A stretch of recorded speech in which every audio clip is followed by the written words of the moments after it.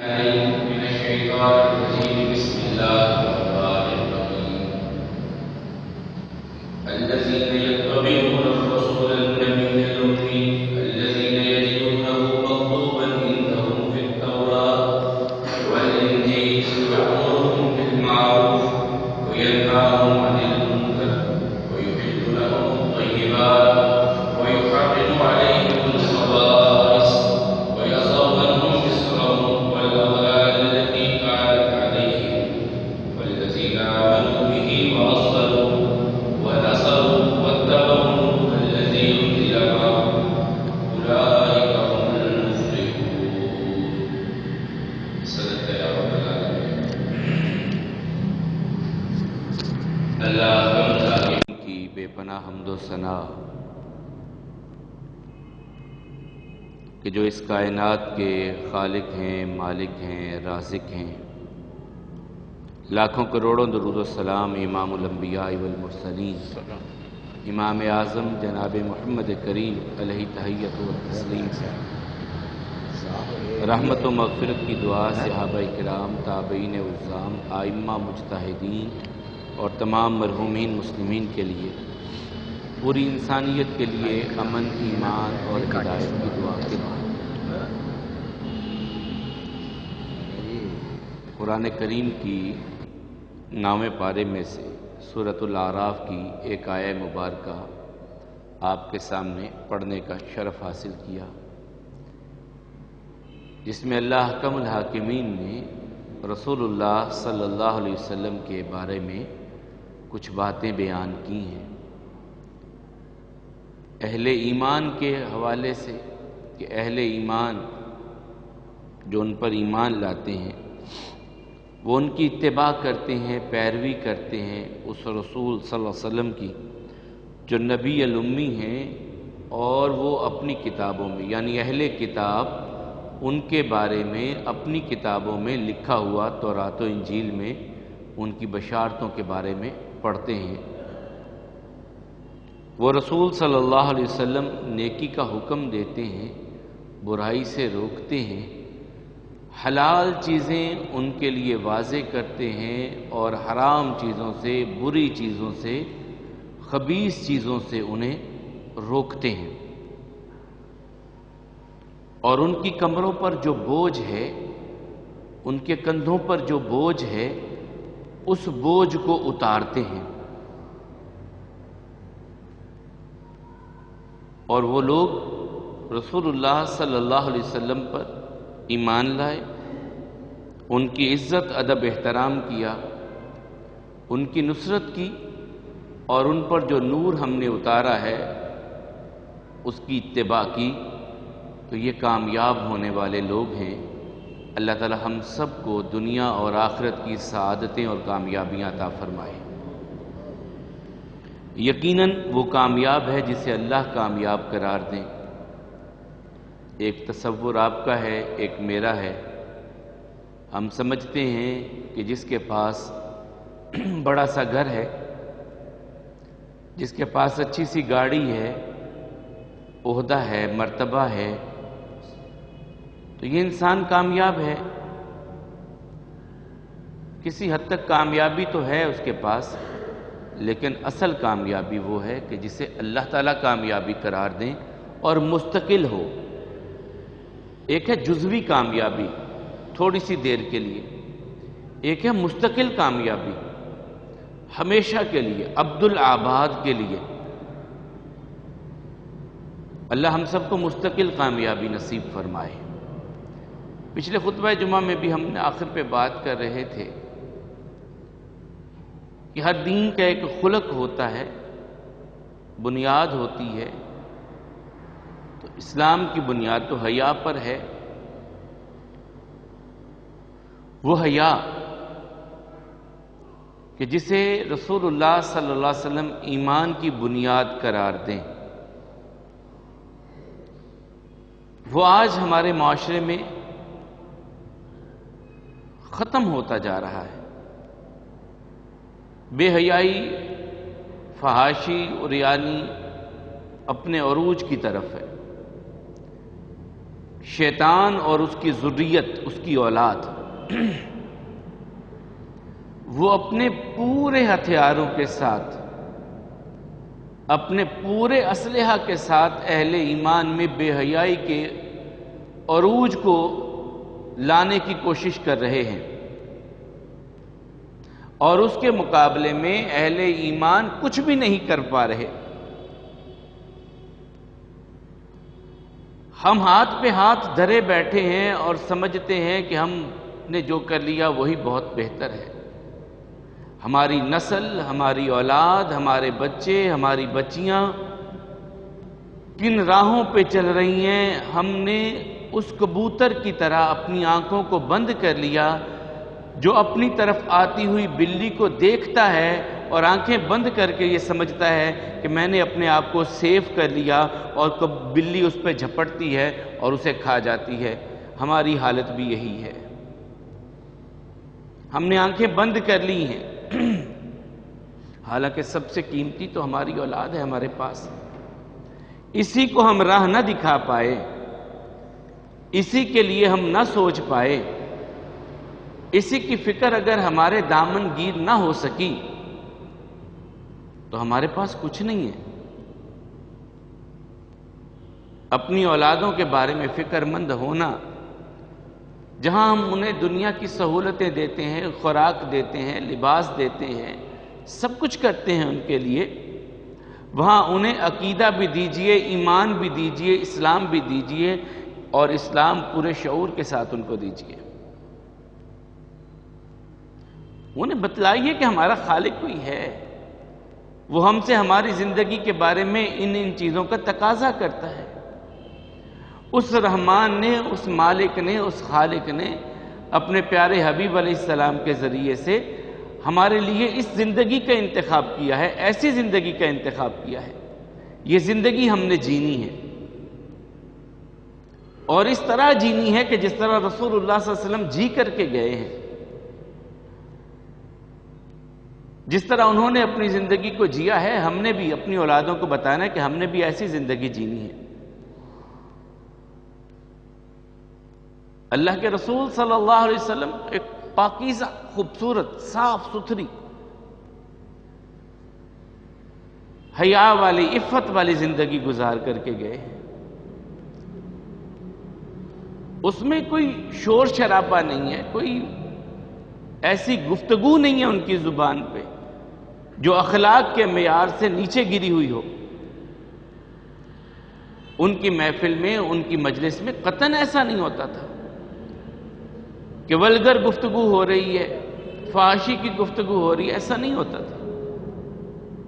اسی لیے تو سیدہ عائشہ رضی اللہ تعالیٰ عنہ فرماتی ہیں، عورتوں میں حیا ہوتی ہے، کنواری لڑکی میں زیادہ ہوتی ہے، لیکن ان سب سے بڑھ کر حیا والے تو رسول اللہ صلی اللہ علیہ وسلم تھے۔ اگر کوئی ایسی ویسی بات سمجھانی ہوتی مسئلے کے طور پر کسی کو، تو اشارے کنائے میں بات کرتے، اشارے میں بات کرتے تھے۔ کوئی ایسی بات اگر کسی کو سمجھانی بھی پڑ جائے تو۔ اور اللہ کے رسول صلی اللہ علیہ وسلم انسانیت سے بوجھ اتارنے کے لیے آئے تھے۔ بڑے بڑے بوجھ تھے رسموں کے، رواجوں کے، یہ ایسے کریں گے، وہ ویسے کریں گے، وہ اس طرح ہوگا، وہ اس طرح ہوگا۔ رسول اللہ صلی اللہ علیہ وسلم نے ایک آسان زندگی، ایک سہل زندگی، ایک بڑی ہی خوشی اور خوشحالی والی، آسانی والی زندگی کا انتخاب کیا۔ لیکن ہم پھر وہی بوجھ، وہی رسمیں اپنے اوپر لاد چکے ہیں، اور اتنی ہماری کمر دوہری ہو گئی ہے ان رسم و رواجوں کے نام پر، ہم نے اپنی زندگی کو اتنا مشکل کر لیا ہے، جانتے نہ جانتے یا معاشرے کے ساتھ چلتے چلتے۔ اپنی غم کے معاملات کو ہم دیکھ لیں، اتنا آسان کام تھا کہ اگر کوئی دنیا سے چلا گیا ہے تو رسول اللہ صلی اللہ علیہ وسلم فرماتے ہیں جلدی تجہیز و تکفین کا انتظام کرو اور اسے سپرد خاک کر دو، جنازہ پڑھو اس کا۔ اس کے ساتھ کوئی رسمیں نہیں لگا دی تھی، رسول اللہ صلی اللہ علیہ وسلم نے بوجھ نہیں رکھ دیے تھے جتنے بوجھ آج معاشرے میں ہم نے رکھ دیے ہیں۔ گھر میں فوتیدگی ہو جاتی ہے تو سب سے پہلے فکر ہوتی ہے رشتہ داروں کی.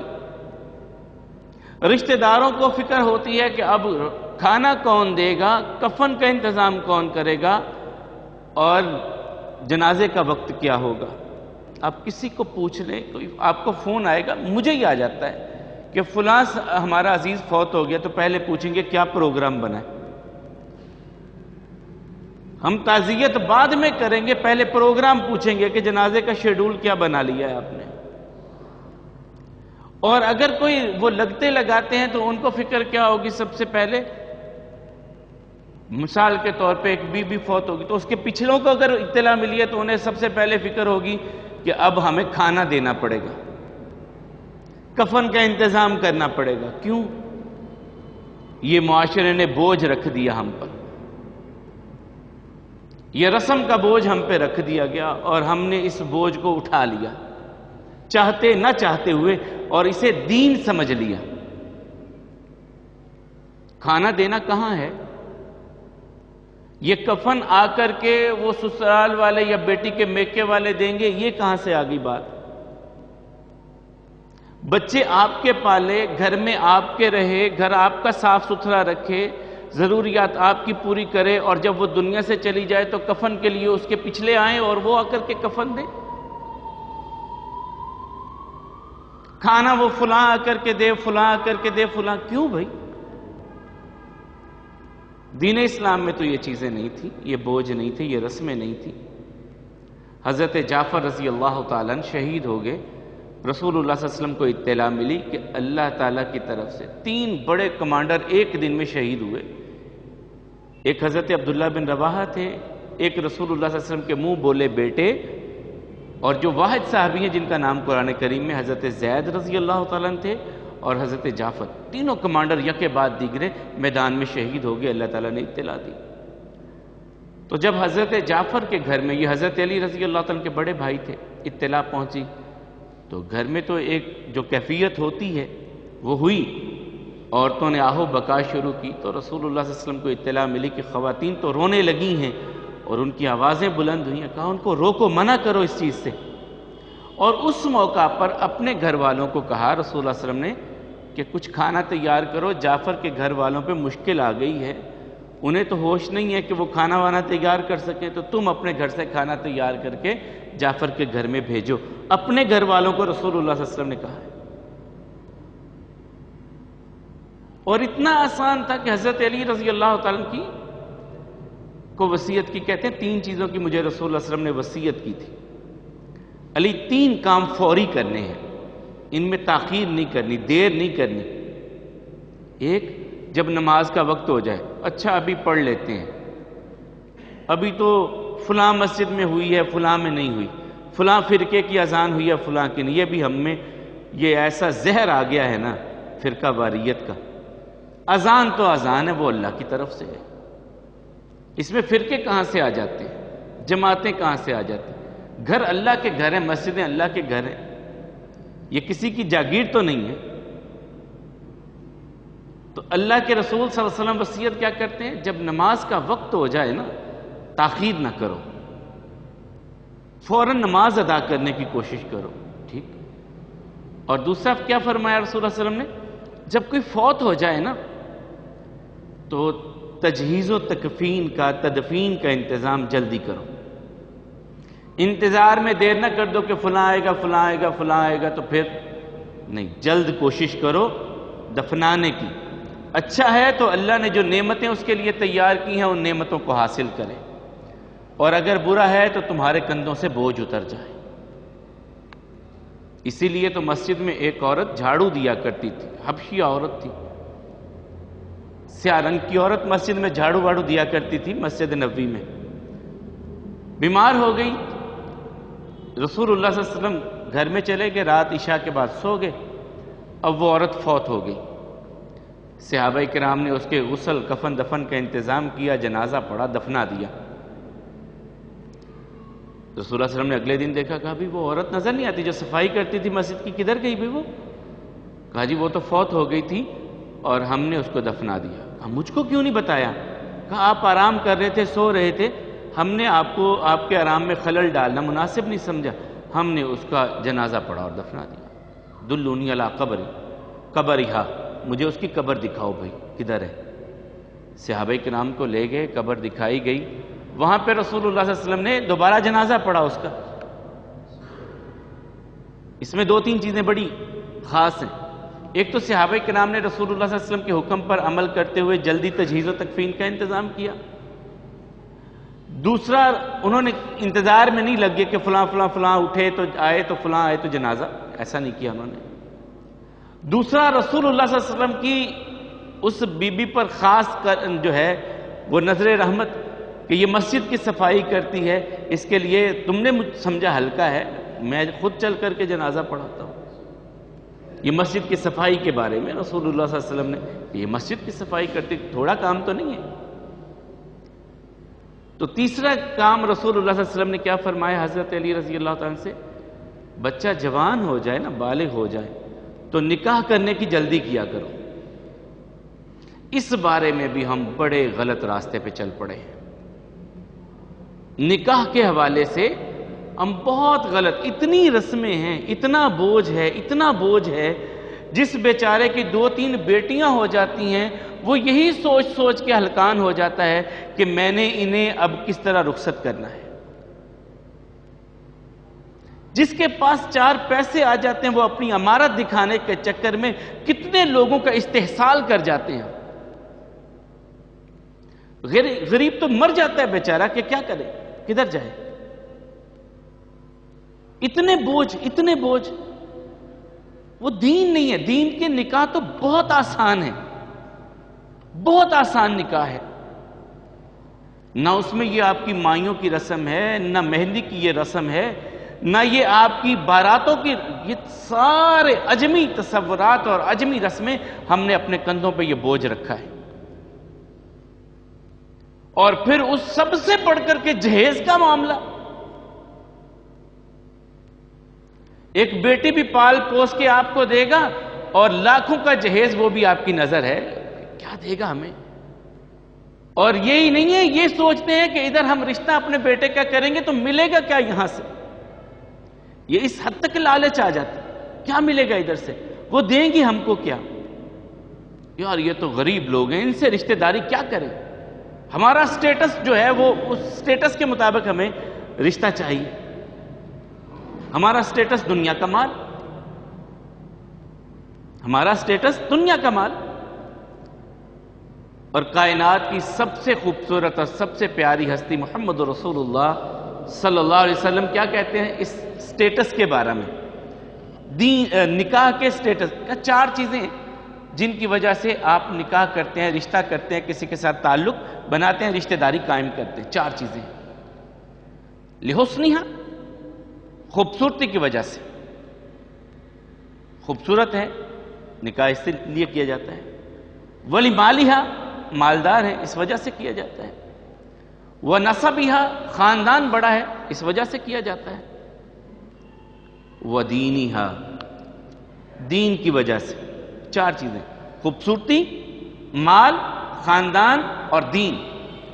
پھر آقا فرماتے ہیں میں تم کو کہتا ہوں تم نے اولین پریورٹی جو دینی ہے وہ دین کو دینی ہے، سب سے مقدم دین کو رکھنا ہے۔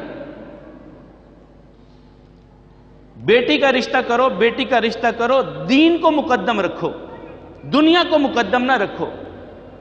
یہ حسن و جمال یہ عارضی چیزیں ہیں، مال عارضی چیز ہے، خاندان، قوم، نسب یہ تو سارے اولاد آدم ہیں، یہ تو اللہ نے ایک ہماری تعارف کا ذریعہ بنائے تھے اور ہم نے اسے برتری کا ذریعہ سمجھ لیا۔ اِنَّا خَلَقْنَاكُم مِّن ذَكَرٍ وَأُنثَىٰ ثُمَّ جَعَلْنَاكُمْ شُعُوبًا وَقَبَائِلَ لِتَعَارَفُوا إِنَّ أَكْرَمَكُمْ عِندَ اللَّهِ أَتْقَاكُمْ۔ اللہ تعالیٰ کہتے ہیں میں نے قوم قبیلے اس لیے بنائے کہ ایک دوسرے کو پہچان سکو تم۔ اللہ کے ہاں عزت والا کون ہے؟ جو تم میں سے متقی ہے، پرہیزگار ہے، وہ کسی قوم قبیلے کا ہے۔ اور اس کی بہت بڑی مثال ہمارے سامنے ہے۔ ابو لہب ہاشمی ہے، قریشی ہے، چہرہ دمکتا، روشن چہرہ ہے، بڑی سرخی سفیدی ہے چہرے پہ، مال بھی ہے، سردار بھی ہے، لیکن اللہ کے ہاں اس کی کیا حیثیت؟ تبت یدا ابی لہب وتب ما اغنی عنہ مالہ وما کسب، اس کا مال، اس کے کرتوت، اس کے کسی کام آنے والے نہیں ہیں، اور اس کے مقابل میں بلال کی کیا ہے؟ خاندان کوئی بڑا نہیں ہے، غلام ابن غلام ہے، چہرہ بھی حبشی ہے، کالا رنگ ہے، لیکن حبیب خدا صلی اللہ علیہ وسلم نماز پڑھتے ہیں، چہرہ جب صحابہ کی طرف کرتے ہیں تو بلال پہ نظر پڑتی ہے، بلال بتا تیرا عمل کون سا ہے جس پہ تجھے ہو کہ یہ اللہ کو بڑا پسند آیا ہوگا میرا کام؟ کہا یا رسول اللہ صلی اللہ علیہ وسلم دین اسلام ہے، اس سے بڑھ کر میرے پاس کیا ہے عمل؟ تو کہا میں نے اپنے آگے جنت میں تیرے قدموں کی آہٹ کو سنا تھا، اور جب پوچھا تھا تو بتایا گیا یہ بلال ہے،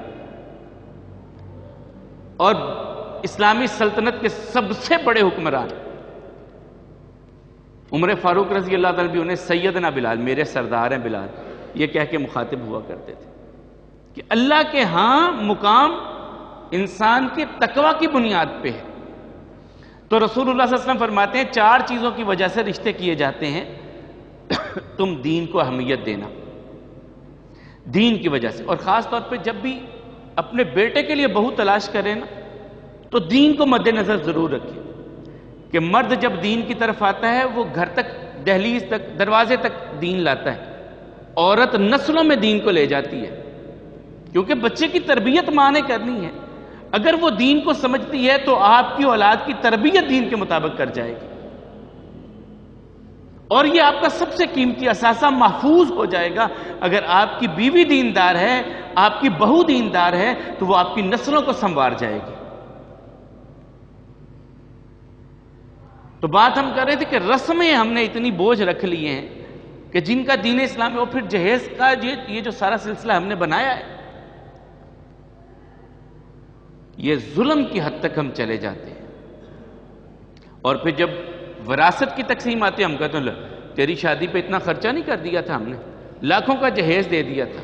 جہیز دینا یہ شریعت نہیں ہے، وراثت میں حصہ دینا یہ شریعت ہے۔ باپ کے ترکے میں سے وہ وراثت کی حصے دار ہے، یہ اللہ نے کہا ہے۔ جو اللہ نے پابندی، جو اللہ نے ہمارے ذمہ داری لگائی وہ پوری نہیں کرتے، اور جو معاشرے کی نے ہم پر رسم رکھ دی، بوجھ رکھ دیا، اس بوجھ کو ہم پورا کر رہے ہیں۔ اور کتنی کتنی باراتیں لے کر کے، بجھو ہمارے تو اتنے 100 لوگ ہو جائیں گے، کیا کریں، ہمارا ملنا گلنا بہت ہے، ہمارے تعلق، خاندان بڑا ہے ہمارا۔ بتلائیے جب رسول اللہ صلی اللہ علیہ وسلم نے بیٹیوں کو رخصت کیا تھا، ان سے بڑھ کر خاندان کوئی ہو سکتا ہے؟ کس کی بارات یوں آئی تھی؟ رسول اللہ صلی اللہ علیہ وسلم کی 4 بیٹیوں کی شادی ہوئی تھی، کسی کی یوں بارات ایسے آئی ہو؟ حضرت ابی العاص پہلی بیٹی کا جو نکاح سیدہ زینب کا کیا مکہ میں، اس وقت سیدہ خدیجہ رضی اللہ تعالیٰ عنہ بھی زندہ تھی، تو کوئی کروفر، کوئی بڑا ایسا آیا ہو بارات کا سلسلہ؟ پھر مکہ میں ہی اپنی بیٹی سیدہ رقیہ کی شادی حضرت عثمان سے کی، مالدار تھے، سخی تھے، غنی تھے، بہت بڑے تاجر تھے حضرت عثمان، تو انہوں نے کہا کہ میری تو ناک نہیں رہتی کہ میں بڑی بارات نہ لے کر کے آؤں، یہ بھی نہیں کیا انہوں نے۔ پھر حضرت علی رضی اللہ تعالیٰ عنہ کی شادی، کسی ایک موقع پر بھی ہمیں یہ رسمیں نظر نہیں آتی۔ اتنا آسان نکاح تھا، اتنا آسان تھا کہ رسول اللہ صلی اللہ علیہ وسلم کے سامنے عبد الرحمن ابن عوف رضی اللہ تعالیٰ عنہ، میں نے پہلے بھی آپ کو واقعہ سنایا، یہ بڑے تاجر تھے، کاروباری آدمی تھے، مکہ سے خالی ہاتھ مدینہ پہنچے، کچھ بھی نہیں پاس میں، تو رسول اللہ صلی اللہ علیہ وسلم نے ایک انصاری کے ساتھ ان کو بھائی بنا دیا، تم دونوں بھائی بھائی ہو۔ تو اس بھائی نے کہا کہ اب رسول اللہ صلی اللہ علیہ وسلم نے کہا تو میرا بھائی ہے، اور میں اس بات کو تسلیم کرتا ہوں، میری یہ گھر ہیں، ان 2 گھروں میں سے جو گھر تجھ کو پسند ہے تو لے لے، یہ میرا کاروبار ہے، اس میں 50% کا تو پارٹنر ہے، کیوں کہ رسول اللہ صلی اللہ علیہ وسلم نے تجھے میرا بھائی بنا دیا ہے، تو میرا بھائی ہے، یہ کاروبار آدھا آدھا ہم دونوں کا۔ یہ میری 2 بیویاں، جن کو چاہتا ہے میں طلاق دیتا ہوں، عدت گزارے گی تو اس سے نکاح کر لینا۔ اب وہ بھی رسول اللہ صلی اللہ علیہ وسلم کے شاگرد تھے، عبد الرحمن ابن عوف، کہنے لگے اللہ برکت دے، تیرا کاروبار تجھ کو مبارک، تیرے گھر تجھ کو مبارک، اللہ ان میں برکتیں دے، مجھے صرف یہ بتا کہ مدینے کی منڈی کہاں لگتی ہے، میں اجنبی ہوں، مکے سے آیا ہوں، مجھے نہیں پتا مدینے کا بازار کہاں ہے، مجھے بتا دے بازار کدھر ہے۔ انہوں نے بتایا کہ یہاں مسجد سے نکلو گے یہ سامنے بازار ہے۔ چلے گئے، کھجوروں کو ٹوکرا لے کر کے کوئی جا رہا تھا، کہا جی میں مزدوری کے لیے حاضر ہوں، پلے داری کے لیے، آپ کا ٹوکرا میں لے جاتا ہوں، کہاں پہنچانا ہے؟ فلاں جگہ پہ۔ مزدوری کیا دیں گے؟ اتنی کھجوریں مل جائیں گی، ٹھیک۔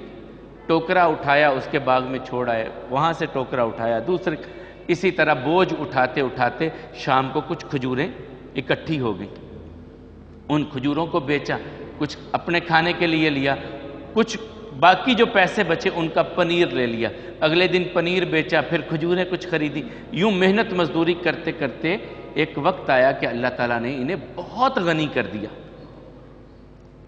اور ایک دن ان کے کپڑوں پہ کچھ رنگ لگا دیکھا رسول اللہ صلی اللہ علیہ وسلم نے، پوچھا عبد الرحمن، جی یا رسول اللہ صلی اللہ علیہ وسلم حکم، فرمایا شادی تو نہیں کر لی؟ کہا جی کر لی شادی۔ اب رسول اللہ صلی اللہ علیہ وسلم سے اتنا پیار بھی ہے، محبت بھی ہے، تو شادی پہ تو چاہیے تھا نا، سب سے پہلے انہیں بارات میں لے کر کے جاتے، تو بارات تو تھی ہی نہیں، تو لے کے کیسے جاتے؟ کہا کتنا حق مہر دیا؟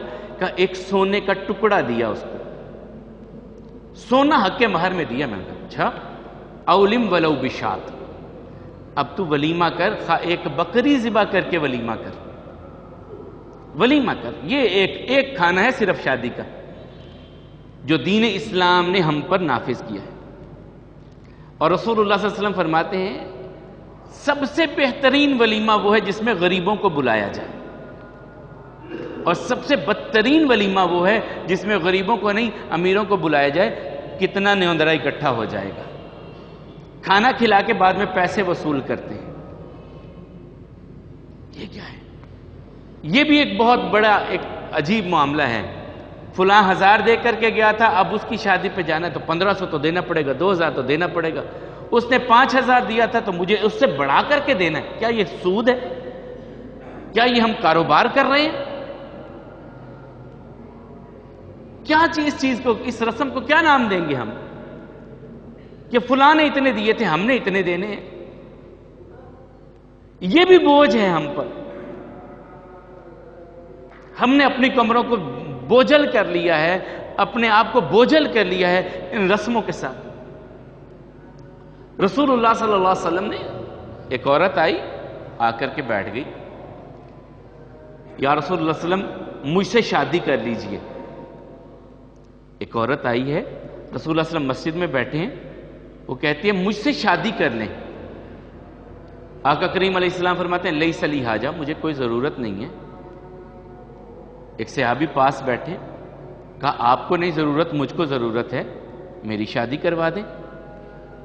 رسول اللہ صلی اللہ علیہ وسلم فرمایا تیرے پاس حق مہر دینے کے لیے کچھ ہے؟ کہا جی کچھ نہیں ہے۔ ایک لوہے کا چھلا ڈھونڈ لا، وہ لے آ، تیری شادی کر دیں اس سے۔ کہا جی وہ بھی نہیں ہے۔ ایک چادر جو میں نے اپنے جسم پہ پہنی ہے یہی ہے میرے پاس، اور کچھ نہیں ہے۔ اچھا، قرآن کریم کی کچھ صورتیں یاد ہیں؟ یاد ہیں۔ اپنی بیوی کو یاد کروا دینا یہ تمہارے حق مہر ہے، جاؤ اپنا گھر بساؤ جا کر کے۔ اتنا آسان نکاح ہے۔ اور آقا کریم علیہ الصلوۃ والسلام فرماتے ہیں 3 بندوں کی اللہ مدد ضرور کرتا ہے،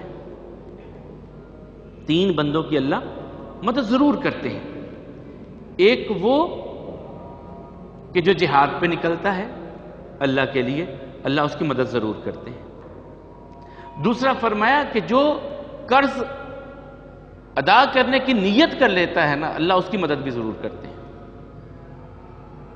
اور تیسرا فرمایا جو اس لیے نکاح کرتا ہے کہ میں نے اپنے آپ کو پاک رکھنا ہے، اللہ اس کی بھی مدد ضرور کرتے ہیں۔ اللہ اس کی مدد بھی ضرور کرتے ہیں جو اپنی عزت، عفت، اپنے ایمان کو بچانے کے لیے نکاح کرتا ہے، اللہ اس کے مددگار ہوتے ہیں۔ عبداللہ ابن مسعود رضی اللہ عنہ کہتے ہیں ہم بیٹھے ہوئے تھے کچھ نوجوان قریش کے، تو آقا علیہ السلام پاس سے گزرے، فرمایا یا معشر الشباب من استطاع منکم الباء فلیتزوج فإنه احسن للفرج واغض للبصر فإن لم يستطع فعليه بالصوم فإن له وجاء۔ اے نوجوانوں کی جماعت، نکاح کرو، جو طاقت رکھتا ہے نکاح کرو، یہ تمہاری نظروں میں حیا پیدا کرے گا، تمہارے ایمان کی مضبوطی کا سبب بنے گا، نکاح کرو۔ اور جو نہیں اس کی استطاعت رکھتا، پھر وہ روزے رکھے کثرت سے، کہ یہ اس کے ایمان کی حفاظت کے لیے ضروری ہے، اس کے ایمان کی حفاظت کے لیے۔ آج ہمارا معاشرہ اس بارے میں بھی ایک گھٹن کا شکار ہے، بھئی ابھی کچھ کما تو لے، کچھ بنا تو لے۔ سورہ نور میں اللہ احکم الحاکمین کہتے ہیں نکاح کرو، اپنے بچے بچیوں کے نکاح کرو، اگر وہ فقیر بھی ہیں، یغنی اللہ من فضلہ، اللہ اپنے فضل سے انہیں غنی کر دے گا۔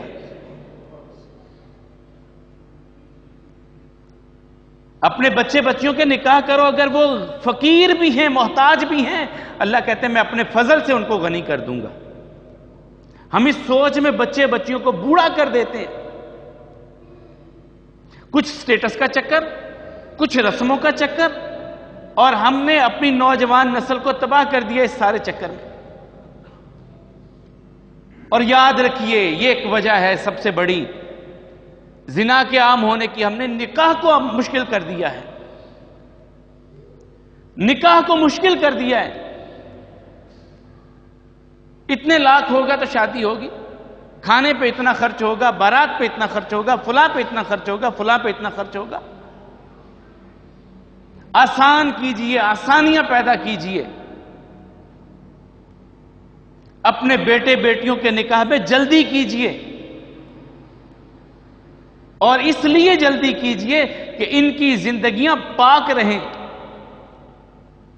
اس لیے جلدی کیجئے کہ یہ پاکیزہ زندگی گزارنے والے ہوں،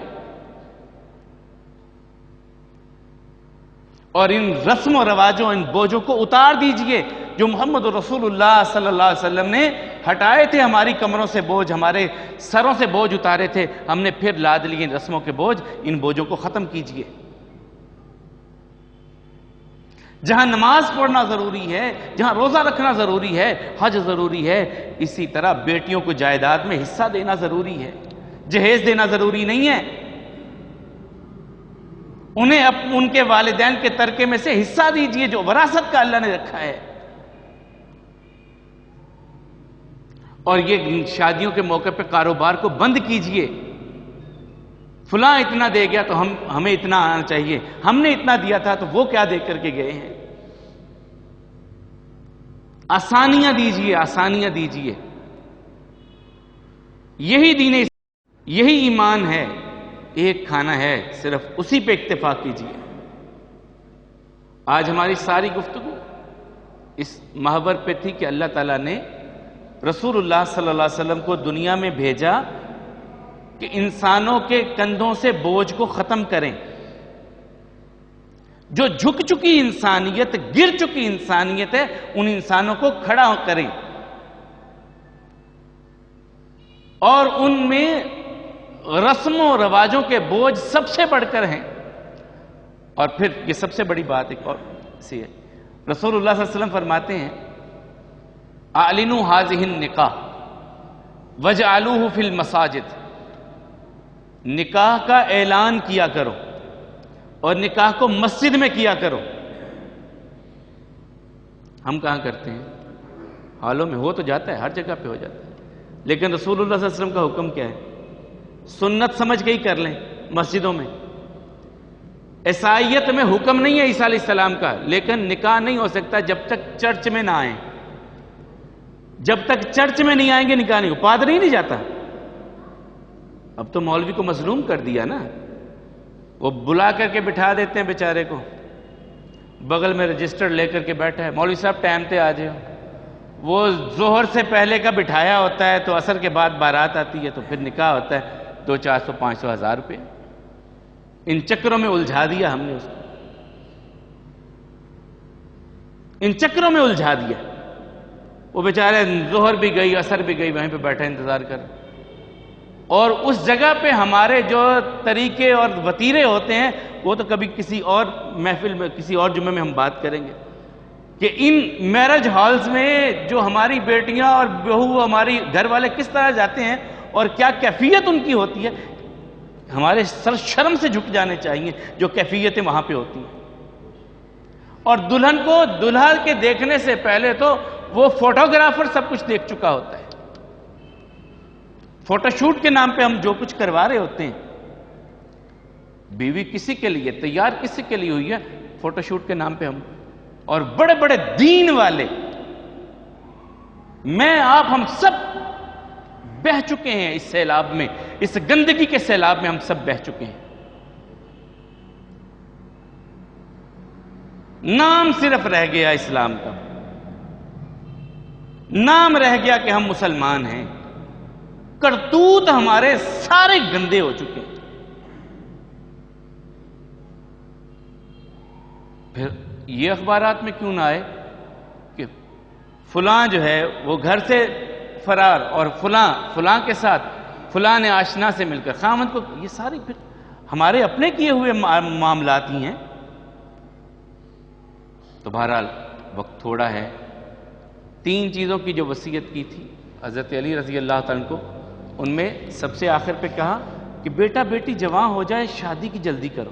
اس فکر میں نہ رہو کہ بھئی گھر ایسا ہوگا تو پھر. اور شادی بیٹے بیٹی کا رشتہ کرنے میں دین کو مقدم رکھیں کہ یہ آپ کی نسلوں کا سوال ہے, یہ آپ کے گھر کے ماحول کا سوال ہے. اپنے گھر کے ماحول کو درست رکھنے کے لیے بہو کا انتخاب کریں تو دین کو مد نظر رکھتے ہوئے, داماد کا انتخاب کریں تو دین کو مد نظر رکھیں, اور ان رسموں کو ان بوجھوں کو ختم کریں, آسانیاں پیدا کریں, آسانیاں بانٹیں. اللہ تعالیٰ مجھے اور آپ کو ان بوجھوں سے نجات عطا فرمائے. ہم اپنے بچوں بچیوں کے لیے فکر مند ہوں تو دین کے مطابق فکر مند ہوں. اللہ تعالیٰ ہمارے بیٹے بیٹیوں کو عفت والی حیا والی زندگی عطا فرمائے. اللہ احکم الحاکمین انہیں ایمان والی زندگی عطا فرمائے. مالک و مولا ہم سب کو حیا اور ایمان والی زندگی نصیب فرمائیں. پریشان حال لوگوں کی پریشانیوں کو دور فرمائیں, تنگ دستوں کی تنگ دستی کو دور فرمائیں. اللہ احکم الحاکمین مقروضوں کو قرض کے بوجھ سے نجات عطا فرمائیں. جو صاحب اولاد ہیں والدین کی آنکھوں کی ٹھنڈک اللہ بنائیں, اور جن کی جو اولاد کی نعمت سے محروم ہے اللہ تعالیٰ انہیں صالح اولاد نصیب فرمائیں. مالک و مولا ہم سب سے راضی ہو جائیں, اپنی رضا و رحمت ہم سب کو عطا فرمائیں. اللہ احکم الحاکمین ہم سب کو حلال طیب اور وافر رزق عطا فرمائیں. جتنے مسلمان بیمار ہیں گھروں میں ہسپتالوں میں, مالک ان سب کو شفائے کامل عاجل نصیب فرمائیں, اور ان بوجھوں سے ہٹ کر کے آسانی والی زندگی دین والی زندگی ہم سب کو گزارنے کی توفیق عطا فرمائیں. زندہ رکھیں اسلام پہ, موت ایمان کی بہترین حالت میں عطا فرمائیں. دنیا سے جائیں تو اس حال میں جائیں کہ کانوں میں اللہ کی رضا کا پیغام ہو اور زبان پہ لا الہ الا اللہ جاری ہو. اقول قولی ھذا والحمد للہ استغفر اللہ لی ولکم ولسائر المسلمین.